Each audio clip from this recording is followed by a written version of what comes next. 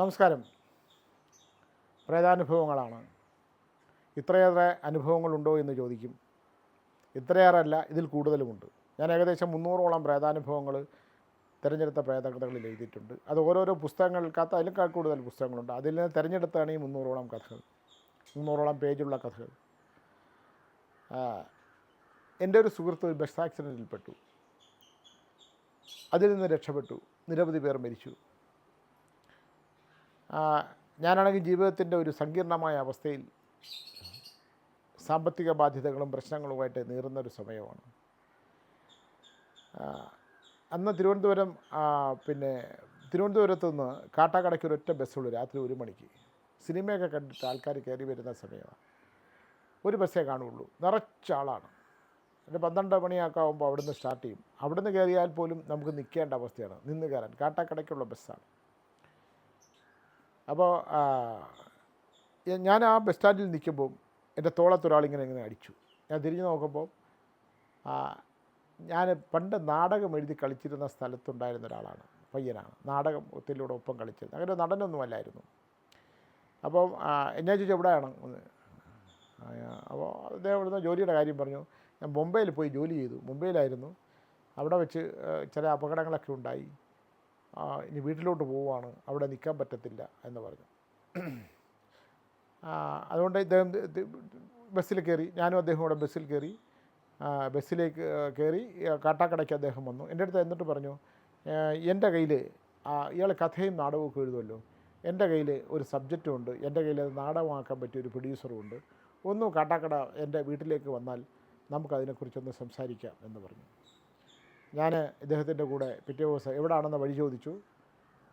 ഒരു പേരും ഇതൊക്കെ അദ്ദേഹം പറഞ്ഞു തന്നു. ഞാൻ അന്ന് പോകാൻ പറഞ്ഞില്ല. 2 ദിവസം കഴിഞ്ഞ് ഞാൻ ഇദ്ദേഹത്തിൻ്റെ വീട്ടിൽ ചെന്നു. ഇദ്ദേഹത്തെ കണ്ടു. ആ പേര് ഞാൻ പറയുന്നില്ല. അദ്ദേഹം കണ്ടു, സംസാരിച്ചു. എന്നോടൊപ്പം അന്ന് കാട്ടാക്കട എന്ന് പറയുന്ന ഡാം ആയി, പിന്നെ ഇത്രയും വിശാലമായി ജനങ്ങളൊന്നും വന്നു നേറിയ സ്ഥലമല്ല. അവിടെ വെച്ച് ഇദ്ദേഹം സ്നേഹിക്കുന്നൊരു പെൺകുട്ടിയെക്കുറിച്ച് പറഞ്ഞു. ബോംബെയിലുള്ള ഒരു മറാഠിക്കാരിയാണ്. അങ്ങനെയുള്ള എനിക്ക് ചിന്തിക്കാൻ പറ്റാത്ത തരത്തിലുള്ള ഒരുപാട് കാര്യങ്ങൾ ഇദ്ദേഹം ഇങ്ങനെ എന്നോട് സംസാരിച്ചു. ഞാൻ ഇന്ന ദിവസം മടങ്ങി പോവുകയാണ്. ഈ നാടകവുമായിട്ട് മുംബൈയിൽ വരണം, അവിടെ മലയാളി സമാജത്തിനുമായിട്ട് സംസാരിച്ച്, മലയാളി അസോസിയേഷനുമായിട്ട് സംസാരിച്ച് ഈ നാടകം കളിക്കാനുള്ള ഏർപ്പാടൊക്കെ നമുക്ക് ഉണ്ടാക്കാം എന്നൊക്കെ പറഞ്ഞിട്ട് ഇതെല്ലാം തന്നെ ഞാനങ്ങ് വിശ്വസിക്കുകയാണ് ഇദ്ദേഹം പറയുന്ന എല്ലാ കാര്യങ്ങളും. കാരണം യാതൊരു പരിചയമില്ല. അന്ന് ആ ബസ് സ്റ്റാൻഡിൽ വെച്ച് നമ്മളെ തോളത്ത് തട്ടി നമ്മളെ പഴയ പരിചയം പുതുക്കിയിട്ടാണ് ഇദ്ദേഹം ഇതൊക്കെ പറഞ്ഞത്. ഇനി ഞാൻ പറഞ്ഞു, ഇപ്പോൾ നാടകമൊക്കെ ഉണ്ടോ? ഞാൻ പറഞ്ഞില്ല, എനിക്കൊരു പ്രൊഫഷണൽ നാടകം എഴുതണം. സംഘമിത്രയ്ക്കും ഉജയനിക്കും കേരള തിയേറ്റേഴ്സിനും ഒക്കെ നാടകം എഴുതണമെന്ന് എനിക്ക് ഭയങ്കര ആഗ്രഹമാണ്. നടക്കുമെന്ന് അറിയത്തില്ല, നമുക്കൊന്നും അത്ര വലിയ ബന്ധങ്ങളില്ലോ എന്നൊക്കെ പറഞ്ഞപ്പോൾ അദ്ദേഹം വാചാലമായി സംസാരിച്ച് ഇതെല്ലാം കഴിഞ്ഞ് എന്നോട് പറഞ്ഞു, ഞാൻ മുംബൈക്ക് പോവുകയാണ്, മടങ്ങി പോവുകയാണ്. അന്ന് ഇവിടുന്ന് മുംബൈ ജയന്തി ജനതയാണോ എന്ന് എനിക്കറിയത്തില്ല, എത്രയും വർഷങ്ങൾക്ക് മുമ്പ്.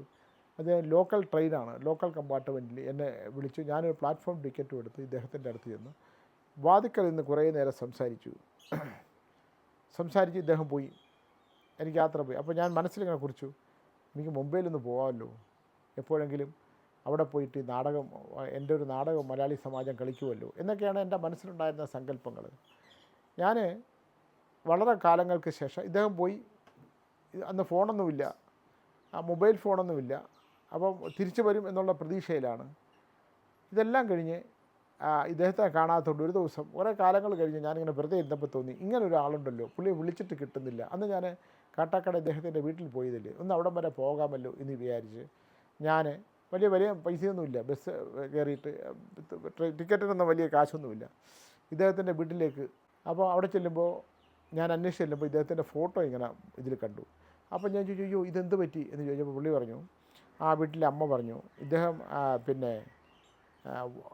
ഇടയ്ക്ക് ഇവിടെ വന്നിരുന്നു, ഇടയ്ക്ക് വന്നിരുന്ന് ഈ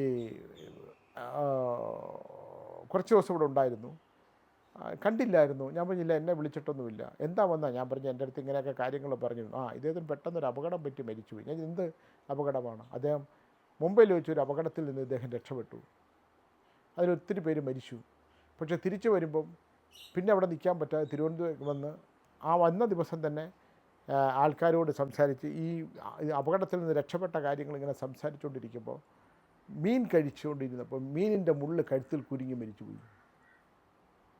നമ്മളത് ആലോചിക്കണം. അവിടെ ഒരുപാട് പേര് മരിച്ചു. അവിടുന്ന് അദ്ദേഹം ഇവിടെ വന്നു. ആ രക്ഷപ്പെട്ട സംഭവങ്ങൾ മുഴുവൻ പറഞ്ഞ ശേഷം ആ സ്വന്തം വീട്ടിൽ വെച്ച് മൃത്യു സംഭവിക്കണം എന്നുള്ളത് കൊണ്ട് അദ്ദേഹത്തിൻ്റെ ആ കഴിച്ച മീനിൻ്റെ ഒരു മുള്ള് തൊണ്ടയിൽ കുരുങ്ങി ആശുപത്രിയിൽ എത്തിയപ്പോൾ മരണപ്പെട്ടു. കഥ ഇവിടെ തീരുന്നില്ല. ഇപ്പോഴും ചില രാത്രികളിൽ എനിക്ക് അജ്ഞാതനായ ഈ സുഹൃത്ത് എന്നെ വിളിച്ചുണർത്തും. നാടകങ്ങൾ എഴുതിയല്ലേ എന്ന് ചോദിക്കും, സിനിമയിലെത്തിയല്ലേ എന്ന് ചോദിക്കും. എൻ്റെ മനസ്സിൻ്റെ ഉള്ളിലെ പതിഞ്ഞുപോയ ചിത്രത്തിൽ നിന്നുണ്ടായതുകൊണ്ടെന്ന് എനിക്കറിയില്ല. അയാൾ എന്നെ വലിയവനാകാൻ ഒരു ലോട്ടറി ടിക്കറ്റ് എടുത്തിട്ട്, അതും എനിക്ക് ഓർമ്മയുണ്ട്, അന്ന് വലിയ വിലയില്ല, അന്ന് നിത്യ ലോട്ടറിയൊന്നുമില്ല. ലോട്ടറി ടിക്കറ്റ് എടുത്ത് ഇതടിച്ചാൽ ഇയാൾ തന്നെത്താൻ ഒരു സിനിമയോ നാടകമോ ഉണ്ടാക്കിയുള്ളൂ എന്ന് പറഞ്ഞ് എനിക്ക് തന്നതും ഓർമ്മയുണ്ട്. അപ്പോൾ ഞാൻ പറഞ്ഞു വന്നത്, ചില ബന്ധങ്ങൾ ഡീപ്പ് ആഴത്തിലുള്ളത് അല്ലെങ്കിൽ പോലും കാലങ്ങൾ കഴിഞ്ഞും അത് നമ്മുടെ മനസ്സിനെ വേട്ടയാടിക്കൊണ്ടിരിക്കും. എന്തുകൊണ്ടാണ് ഈ സുഹൃത്തിൻ്റെ പേര് ഞാൻ പറയുന്നില്ല, സുഹൃത്ത് എന്നെ വേട്ടയാടിക്കൊണ്ടിരിക്കുന്നു എന്ന് ചോദിച്ചാൽ അതിന് കൃത്യമായ ഒരു ഉത്തരമില്ല. അയാൾ മരണപ്പെട്ട് കഴിഞ്ഞു. പക്ഷേ എൻ്റെ മനസ്സിൽ അയാൾ ഒരു ബാധയാണോ എന്ന് എനിക്കറിയത്തില്ല. എൻ്റെ ബാധയെന്ന് എനിക്ക് പറയുന്നത് ഇഷ്ടമല്ല. അയാൾ എന്തിനാണ് എന്നെ പിന്തുടരുന്നു എന്ന് ചോദിച്ചാൽ എനിക്കതിനൊരു ഉത്തരവുമില്ല. അയാൾ മരിച്ചു എന്ന് വിശ്വസിക്കാനും എനിക്ക് കഴിയുന്നില്ല. നമസ്കാരം.